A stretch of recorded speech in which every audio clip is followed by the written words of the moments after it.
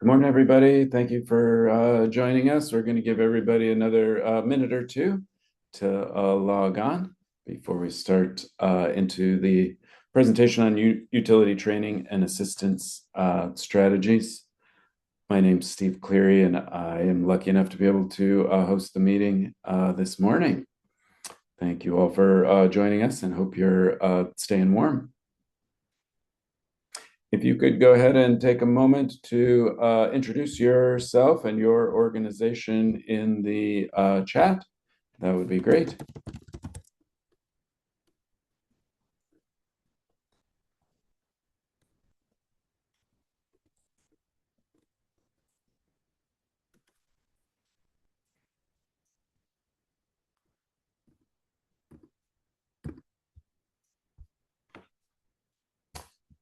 Thanks again, everybody, for joining us. Please take a moment to introduce yourself in the chat. And friendly reminder that this webinar will be recorded.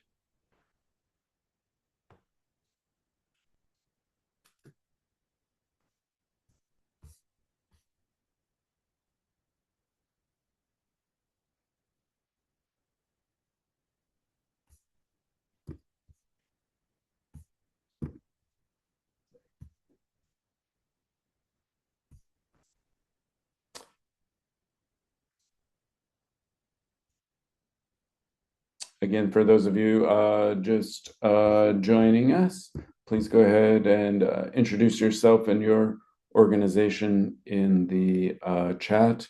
My name is Steve Cleary. I'm the Community Programs Director at REAP. I've been here almost 9 months and super excited to be part of the Alaska Energy Training Group. My colleague Jenny has tried her best to teach me the ropes, but any mistakes will be mine and mine alone. I had the privilege of working for ACPERG way back in 2004 when REAP first got going, when Chris Rose first organized it, and I was on the founding board at the time because ACPERG was a founding organizational partner. And so excited to be working full-time for REAP now. And I'm just admitting a few more people before we get going. The order of operations today is, of course, welcoming you all and thank you for joining us on this chilly day. Again, we are recording these presentations, and we'll first hear from my REAP colleague, Jade Powell, and then followed by Joni Yakunin. We'll have questions following that, so please save your questions or enter them in the chat, and then we'll ask those at the end, and then we'll have some time for participant updates, and then let you know that our next Alaska Energy Training Group meeting will be March 3rd in 2026. Have you mark your calendars for that. And so I'm going to go ahead and begin with an introduction of Jade and start our presentations. As REAP's training manager, Jade manages the People in Power program, or PIP. They develop tools for workforce assessment and training and are building relationships with rural utilities to provide regular community-specific training programs to improve utility operations and management. Jade is passionate about Alaska's bright future and believes in our ability to serve for Alaska to serve as a world model for healthy communities, clean energy, and ecological stewardship. Before starting at REAP, Jade worked as a hardware engineer for the launch company in Anchorage, specializing in launch site logistics and aerospace fluid transfer hardware.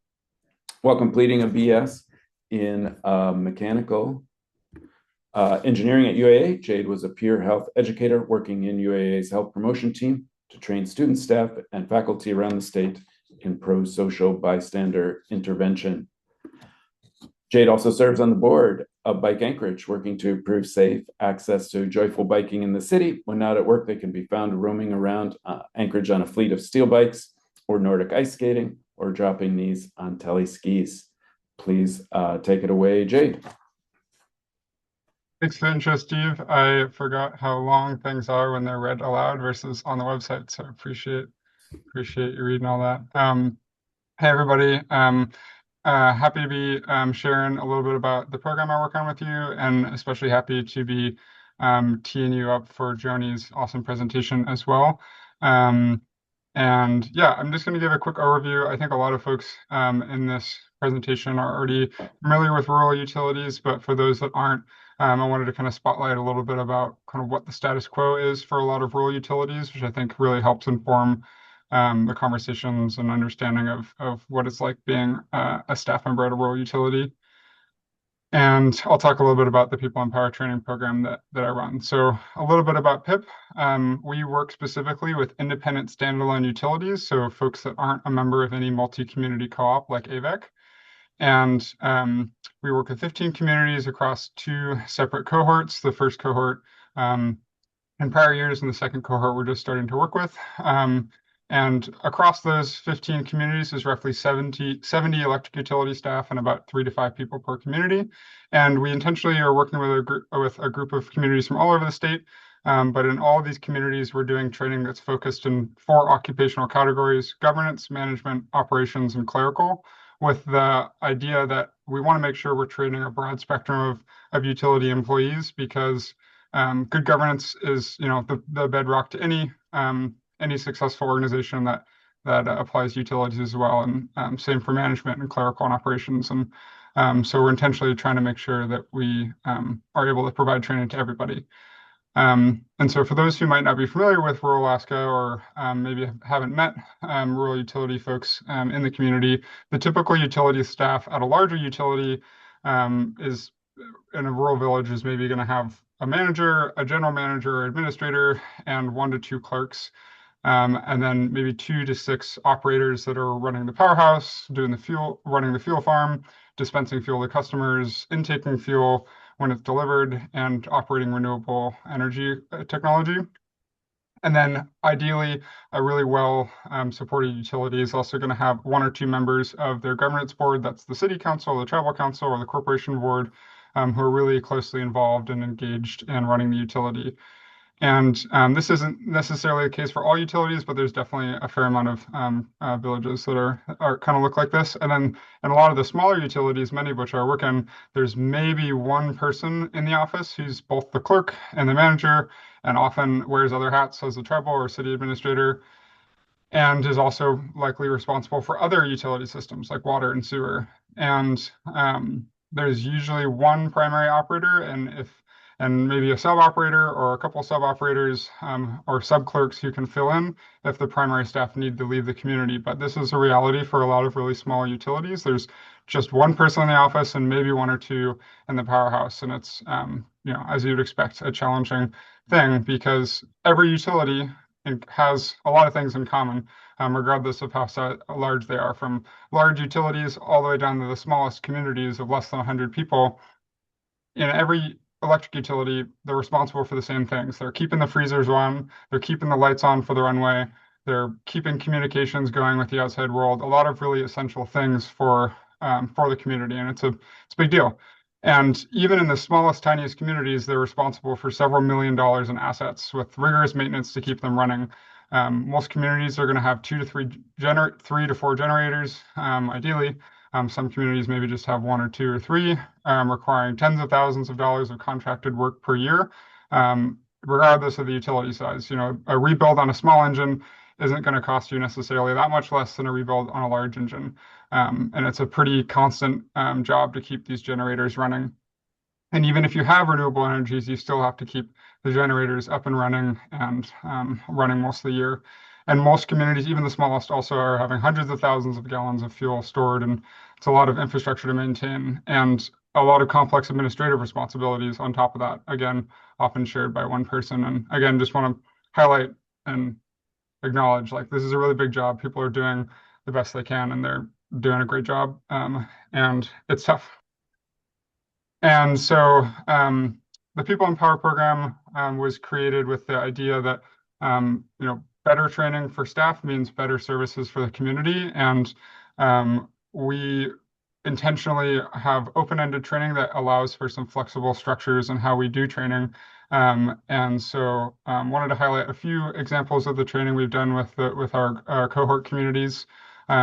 we've done some group trainings. We've been able to work with the UAF Bristol Bay campus on PV 101 training for folks. So we were able to fly in members of both the communities we work with, as well as other community members in the region to learn about how to install and maintain solar systems. And we've done some group trainings with boards, like community leadership trainings. So we've had folks fly in and work with the board or the council to help them understand their role in the utility.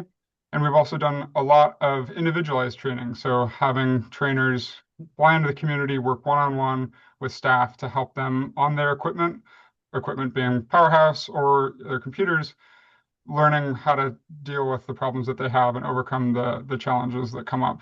And we've also been able to do a fair amount of remote training. And one I especially wanted to highlight is we worked in a community where the clerk really had a good understanding of the basics, but they had a huge backlog from before they started of really complex, thorny problems, both thorny and complex from just a pure administrative sense of figuring out the numbers, but also how to implement community policy to overcome those problems and to move on from gaps in the books that were just insurmountable. And so we had an accountant work with her on an hourly basis, a little bit here, a little bit there, to meet with her, talk her through her challenges and help answer questions and work with her on policy. And so I think that was a much better bang for buck than we would have got had he just flown out there and spent 8 hours, or if we'd flown her into Anchorage. So that is something that I'm really excited to highlight. And we have also been able to leverage other REAP programs that you've maybe heard about from prior presentations or from our work, and working together with REAP programs like our education team and our ETIP team has been a great opportunity.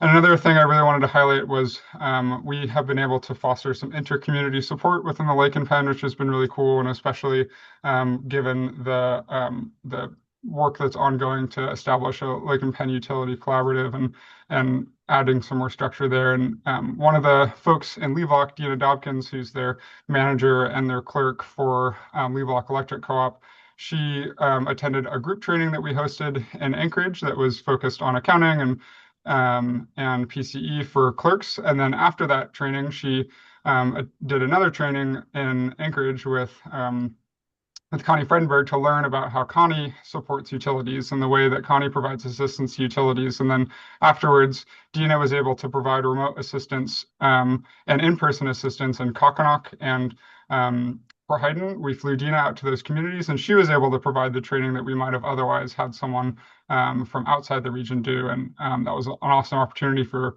Dina to grow her skills, but also, she gets it. She works in those communities and has the best perspective on how to solve those problems. And so that was something that we were really, really excited to be able to do. And I think was a great bang for the buck and a really awesome way to kind of build them up. And in particular, in another community in the region in Chignik, they are in need of some extra support because of some issues they're having with the availability of their main staff members. So I was able to get Dina in touch with them and say, hey, Dina's got the experience, she's done this training. And so hopefully we'll see her able to support them more in the future. And this Glean is kind of a great example. We've done a lot of trainings there. We've done trainings with our operators on the job in person. We've done some community meetings. We had some folks from Deerstone and Bill Price from AVEC and Chad Lornham from Kotzebue fly in and speak with the community leaders about their IPP and how they're going to structure it. And also while they were there, Devaney was able to work with their clerks and talking them through some of the challenges of that. And yeah, a great example of kind of how I think they're highlighting the importance of training folks at all levels of the utility. And again, also wanted to highlight our collaboration with UAF, and that was a great opportunity to be able to use our resources that we would have used to train a smaller group of folks and be able to support bringing folks in from outside the community that we were working with as well, and get some more folks trained through that work. And before I go, just wanted to highlight a couple of upcoming trainings. Elected officials management for rural utilities.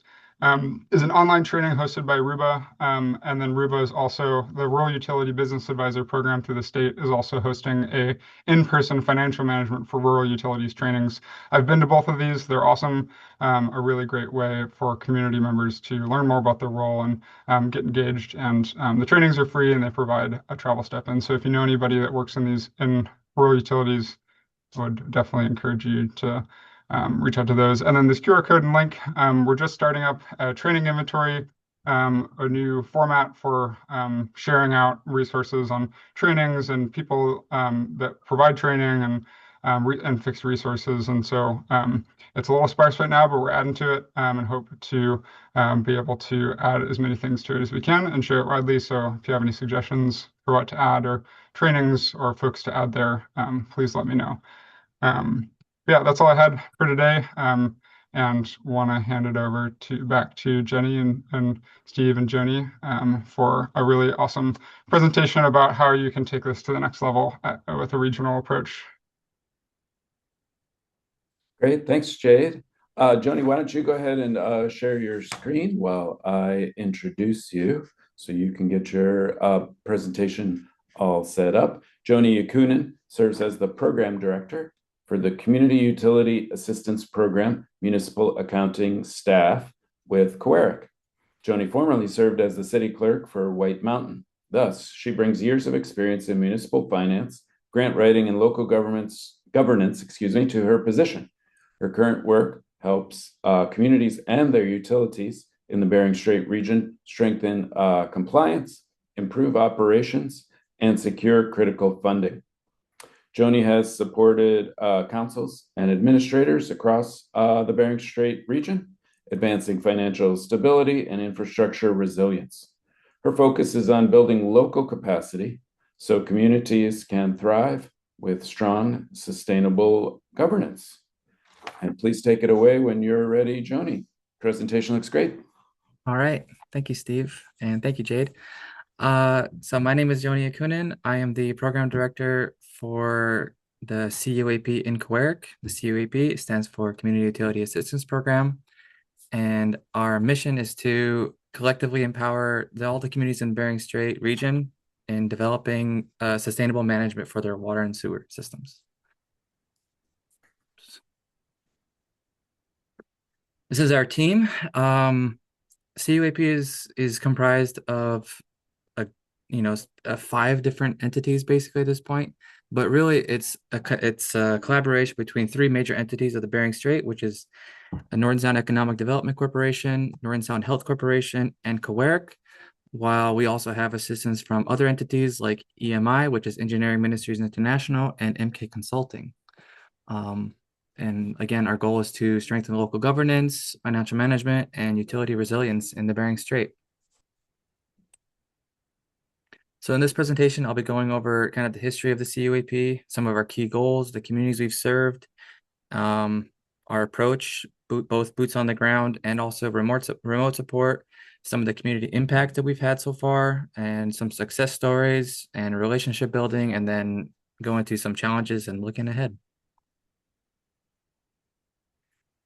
So I'm not going to read the whole thing, but just to give you the cliff notes, the concept of this program began really in 2019 when Helmsley Charitable Trust went to Shishmaref, and they saw that this is, in 2019, there's a community that does not have running water or piped water into their homes. And so this is like kind of like triggered this whole program, and with help from other groups, like I think some members from DEC were initially a part of this process, and then looking at what places like in Kotzebue region, they had their own CUAP, this is sort of modeled after that in some shape or form, and they wanted to really assess how they can best help these communities get water and sewer infrastructure, and one of the ways that we try to do that is with trying to improve best practice scores so that communities can be eligible for CIP funds,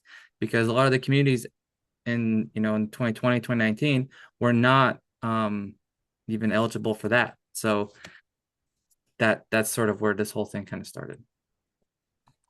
So as I said, our key goals are to improve best practice scores to get best practice scores to be at least 60 or above. We want to expand local capacity by providing training and technical support. We want to promote sustainable revenue and growth within the communities without, increasing costs to the communities, and then also support community services and strengthen collaboration between not just Kawerak and the cities, but all the entities with the CUAP. So far, we serve in some form we do serve all 15.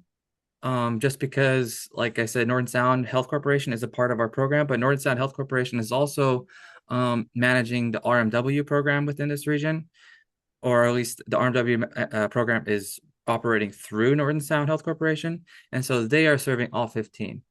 My program, which is based in Kawerak, we have a MOA that is signed throughout all these communities, and the only ones that chose not to sign are Gamble and Savunga. And the difference in that is that Northern Sound provides more of the technical aspects of the work, like basically like training water operators, getting water operators certified and stuff like that. Whereas we help with more like financial stuff and administrative stuff. So this approach is something that I have really prioritized based on my experience as a city clerk in White Mountain. I started as a city clerk, and this was when this program was just rolling out around 2022. And when these entities were coming to these villages, they came to White Mountain and they were really pitching it like, oh, we want to do all these things, like increase wages or reduce utility costs, establish pension and benefits and all for water operators, which is all fantastic. It's a huge goal, but really didn't know how it was going to actually happen. And I felt that there's a big issue when it comes to whether it's Nome to the village or Anchorage to the village, that there's a disconnect of like really what it means to actually help these communities. And I think it's one thing for Nome to say what's best for White Mountain. It's a totally different thing when White Mountain says what they need to know. And I believe that, our approach should be hands-on. We should be in the villages. We should be building relationships and gain their trust, and also make sure that these staff know that they are not alone. And I think we've been very successful in some of the communities that we've been helping because, as Jade was explaining, you can have one city clerk that's doing like 5 different jobs, and that's extremely overwhelming. And our goal is to make sure that these people are not left feeling alone, left feeling overwhelmed. And sometimes, they're actually more often than not, they know exactly what they're doing. They just don't have the confidence. And sometimes they just need someone to say, you're doing the right thing. And that's what we're here for. And we're trying to build capacity in that way. But of course, travel is obviously super expensive and we can't be everywhere at once. So remote support has been very valuable to us. We use Microsoft Teams to share screens, whether it's on QuickBooks or whatever, and walk through issues. We've also been implementing RightWorks cloud hosting, which is so you can kind of remote access people's QuickBooks. So we have several agreements with some of our communities where we establish RightWorks, and whenever they have an issue, or even in a more direct way, I say this is the way I've been trying to run this program, is to literally fill in the gaps of capacity. If a community, there was an instance in for example the city of Ilam, they did not have a bookkeeper. We went to Ilam several times. We trained their city clerk, we trained their bookkeeper, but their bookkeeper ended up quitting anyway. Super disappointing. But what we did is we just stepped in and we did their bookkeeping for the next 4 months until they found a replacement. And that kind of thing I think is super important because it's not going to help anyone if you just tell them how to do the job. You're not going to get their best practice scores. You're not going to meet your goals if you don't do that. And I truly believe that we need to just step in and fill in these gaps until they can do it themselves. And in this case, it really worked out. And we do this at no cost to the communities. We do this 100% for free.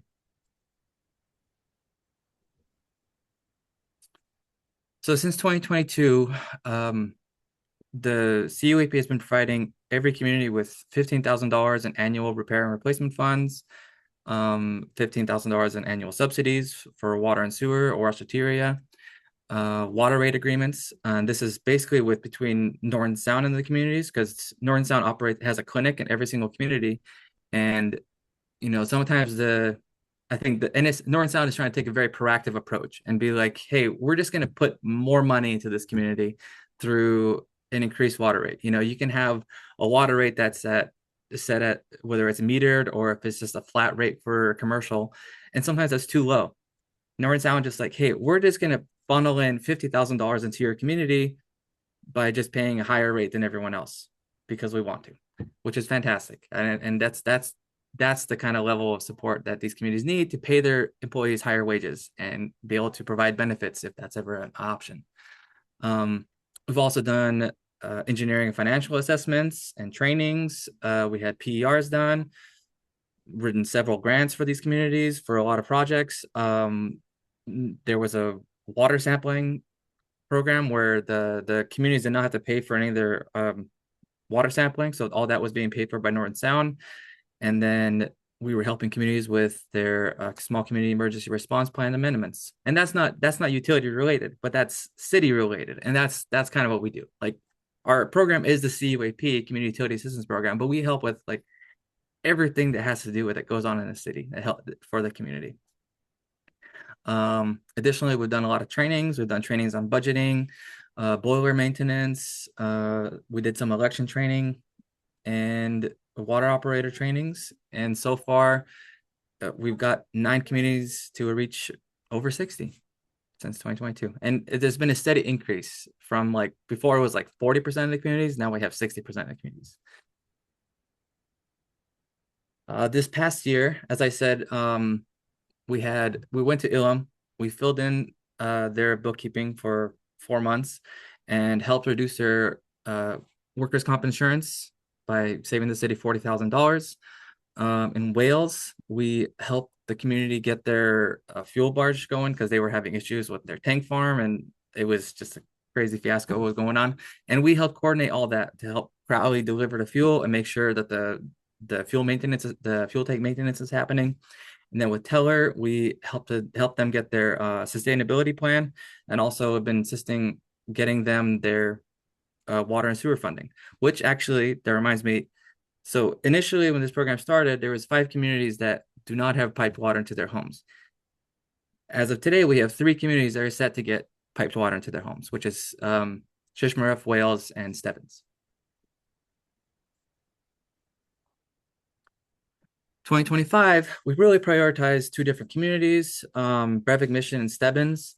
In Brevig, we helped them reconcile 6 years of backlog. I mean, they reconciled their books 3 times in the past 8 years. So it was a mess over there. And we did step in some form, but really we trained their staff. And I remember this year we met with their staff in February. It's just a short day trip. We went over there and tried to like initiate this conversation with them.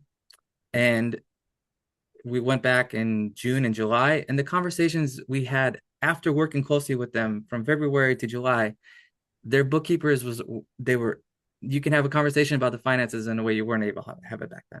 And, we showed them how to reconcile their books. We showed them how to do financial reports. And now they've done it all. Like he's been fully caught up. We did, a couple of years of their reconciling for them, and then they did the rest. And now they actually enjoy coming to work because of that, because they actually know what they're doing. So they had like $1 million discrepancy in their books we cleaned up. And now they have access to their CAP funds and their payment and their PILT funds. So, this is a great win for them. And for Stebbins, similarly, we reconciled 3 years of their books and then corrected a $300,000 error that they had, trained their staff, and their staff now know what to do and they really enjoy it. So, that's the capacity building, and that's where this work is so great, is that we really like help the communities and staff figure out what they're doing and have confidence to know what they're doing, without worrying. And this is just something nice that Polly talked to. She's a grant writer for the Brevig Mission, for City of Brevig Mission, and just to highlight some of the work that we've done. I'll just leave it on for a second. You guys can read it.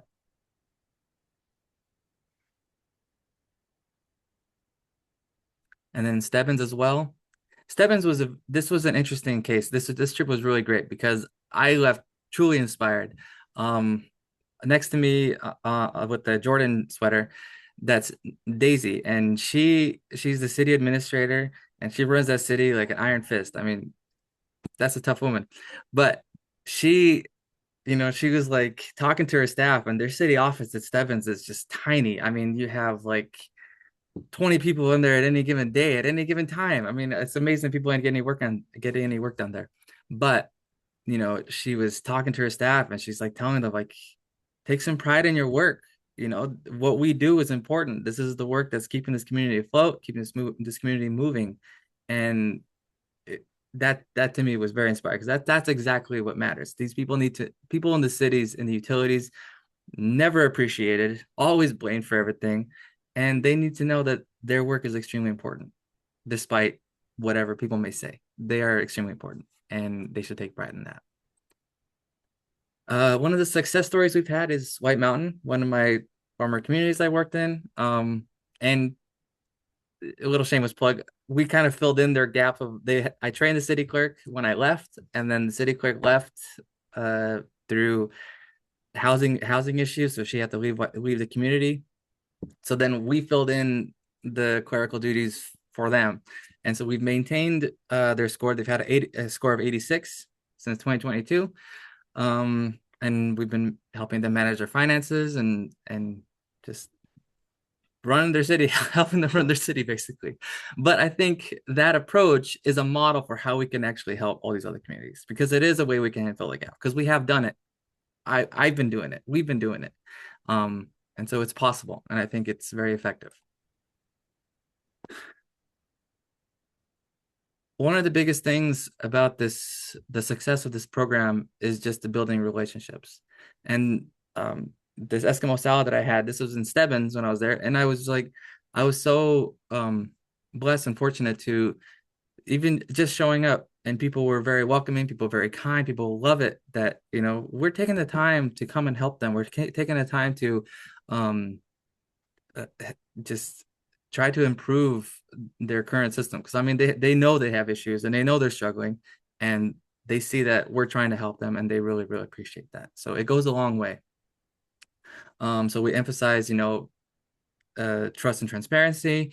We emphasize trying to share our goals, not just with the city, but also with all entities within the community, because that's what you have tribes, you have native corps, and you have cities, but really it's the community. And that's the way we try to think about it. And not just the city. We're trying to help the communities. We try to work, solve problems and meet them where they're at. Each community has their own needs. Each community is unique.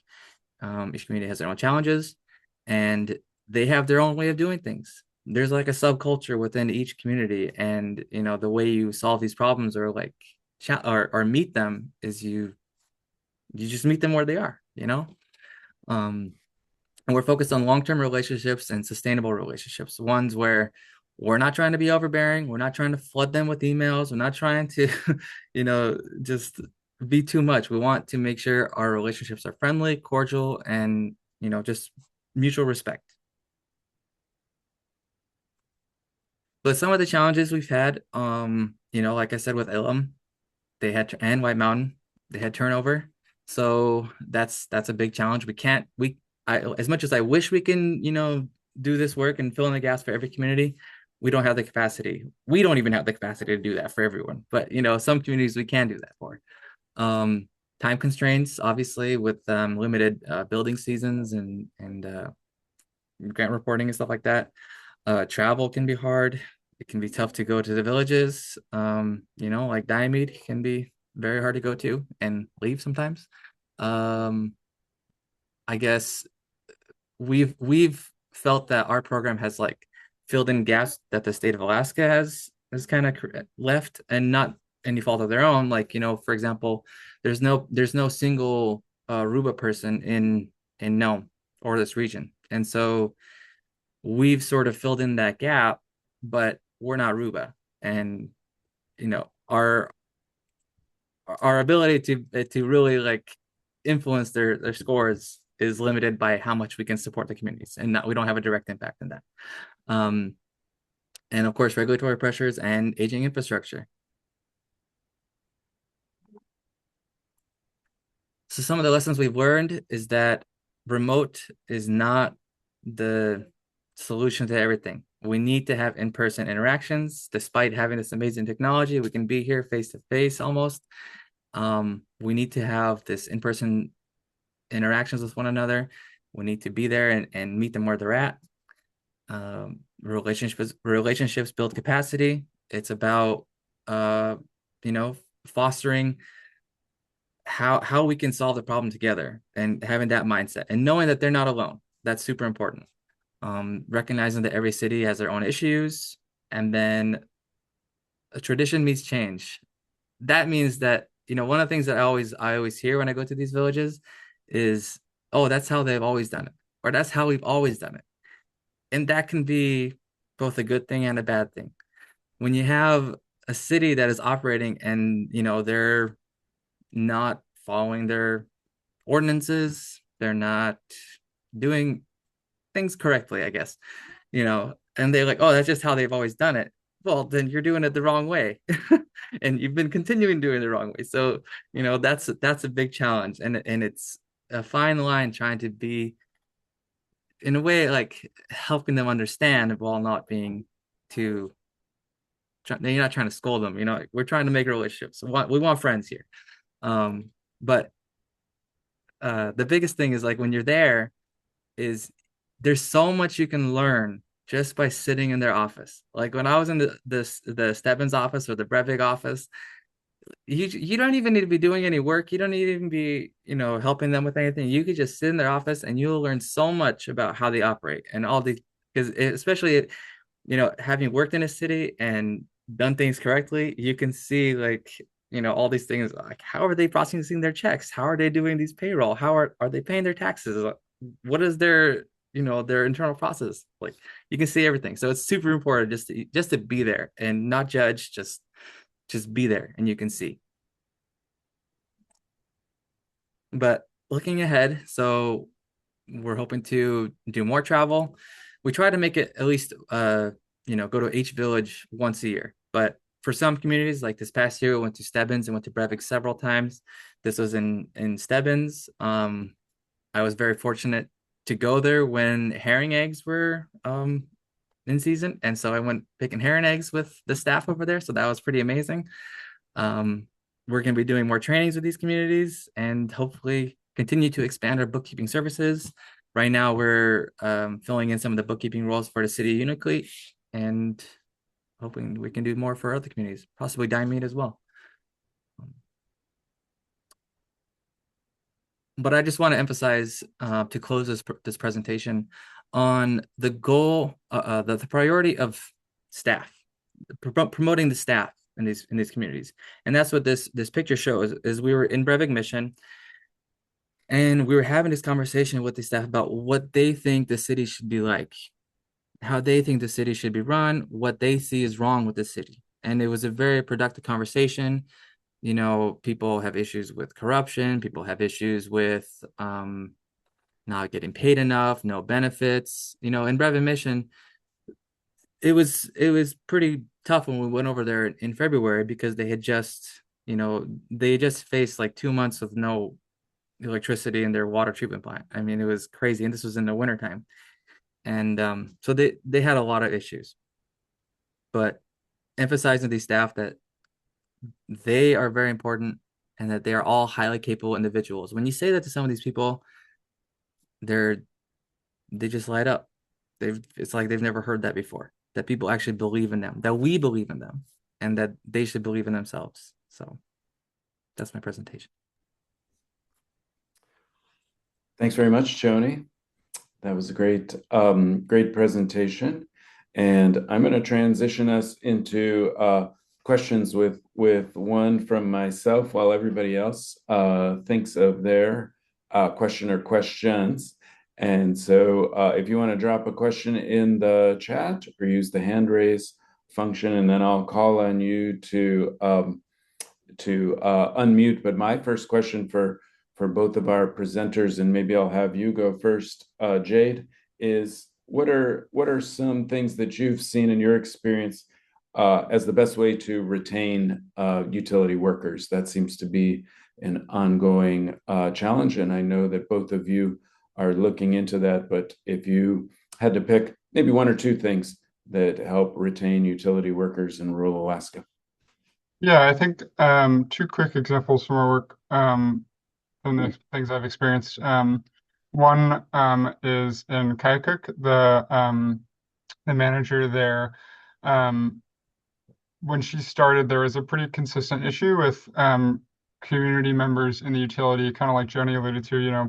The utility folks take a lot of flack from the community. They're the first to be criticized if the power goes out and if the bills are too high. And obviously, not oftentimes things like that aren't necessarily in control of, like, say, the clerk.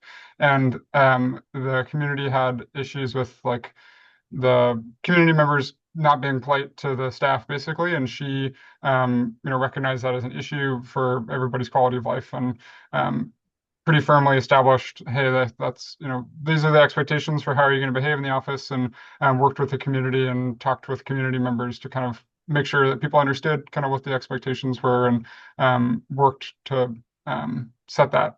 And ever since, there hasn't been any issues, and it's like kind of nipped that in the bud, and I think really helped improve the quality of life for the staff. And another one is in Kipnuk. Daniel, the manager there, when he started, there was a lot of turnover before and kind of during the first bit of his time as the manager.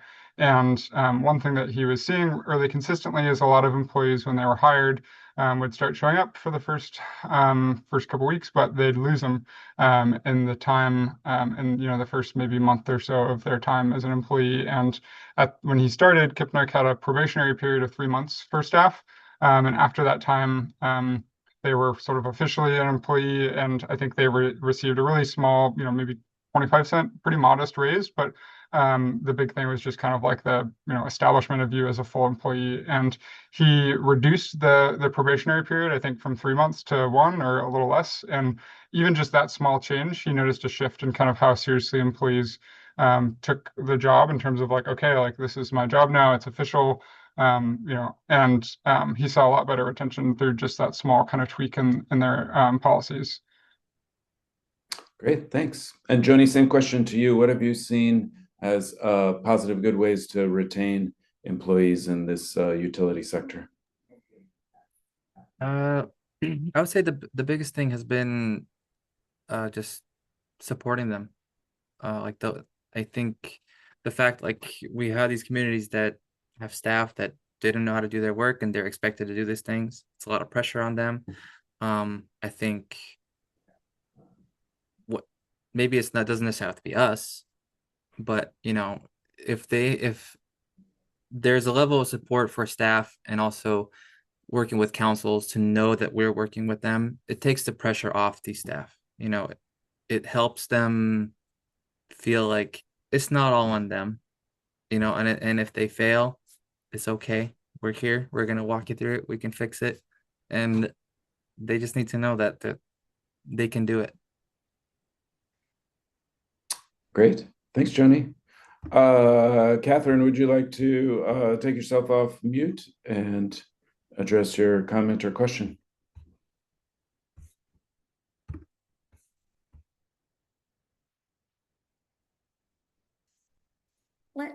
Hey there. Hey. There we are. Hi, I haven't met some of you. I'm Catherine Aubrey. I've been the PCE program manager for about 2 years now. And I was very fortunate to work with Jade on that meeting in Anchorage that he showed a quick screenshot of. And some of you might have saw my message. Anna Larson is here with me. She was a utility clerk in Chafornac, and that's the village she's from. And we're real fortunate to have her with us now because she worked in the QuickBooks environment for their the communities have specific reporting that they have to do to the RCA to stay in the PCE program. And that involves a lot of the bookkeeping aspects, profit and loss, Income statement. income statements. You can speak up. Balance sheets. Balance sheets. She's shy.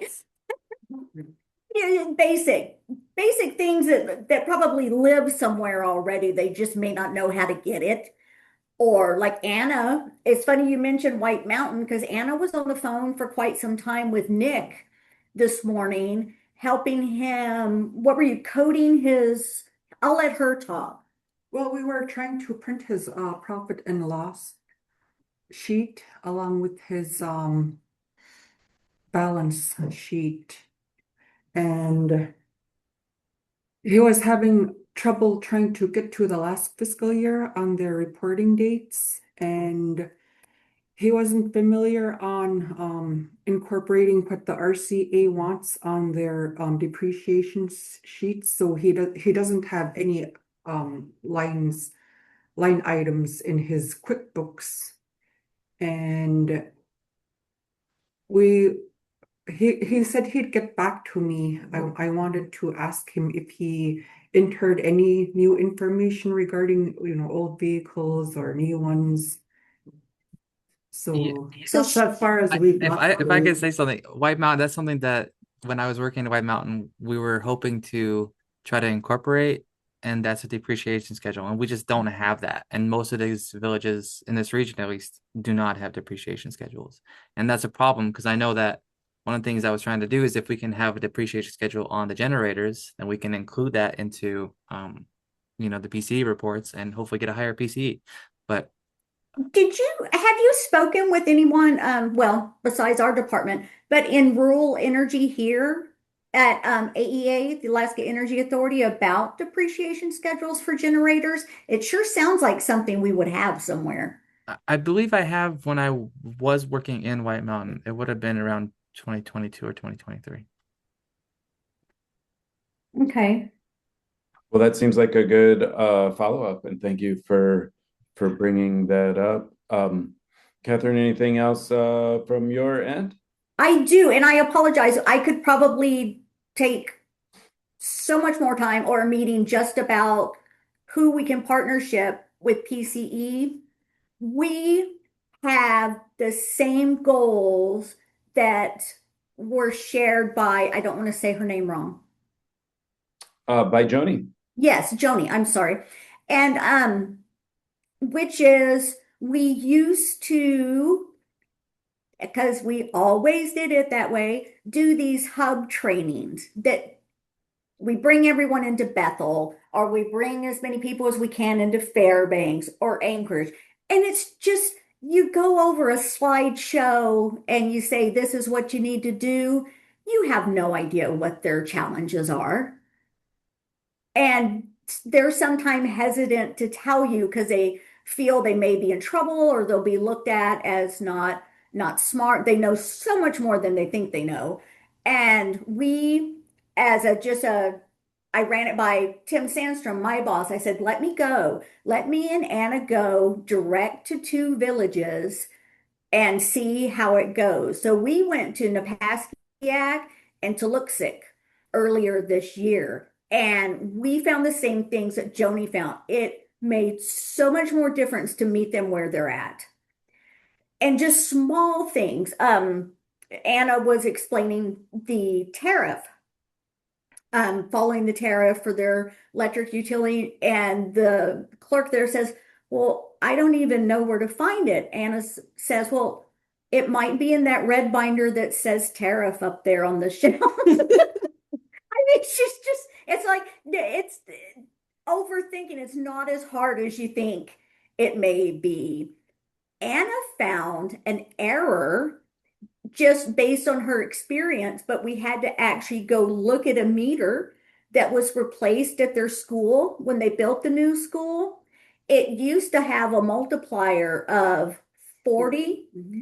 Now it's 400, but no one ever updated it. And they couldn't figure why their line loss was off all the time. unfortunately, they could only go back 3 months to correct billing on their tariff, but just little things like that. And I was hoping Joni wouldn't mind if I plagiarize some of her key points because those are the same things that I want to get across to Tim.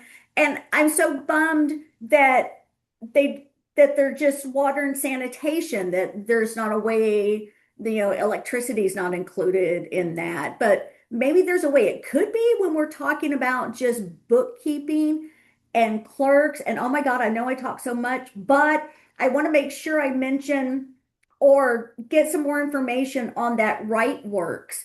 Because if we could sign in to QuickBooks remotely, we could help them so much. I'll put my email. Just reach out to Yeah. me. We can talk about this more. Please. Okay. Yep, And and we're also I'll connect you if it doesn't work out, but I wanted to pass it back over to Jade so they could talk a little bit about the work they've been doing in regards to PCE. Can I just say one more thing so I Sure. don't forget? I have it on my list.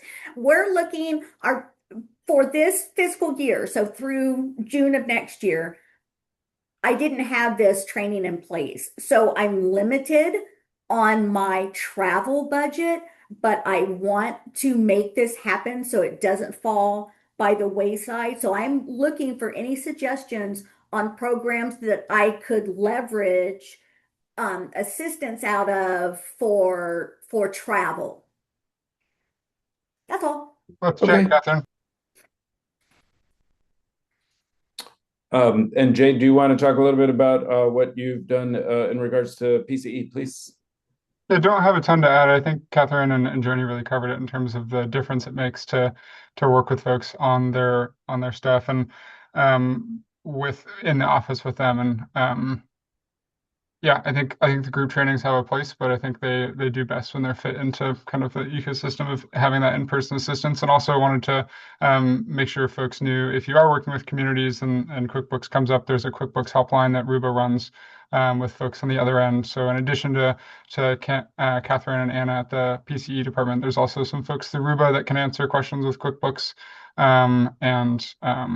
Yeah, lots of resources available. I think it's hard to know what ones to take advantage of, but yeah. Well, I have one more question that I was going to ask, but I'd rather have somebody else jump in. If anybody else is interested in asking one final question for our presenters.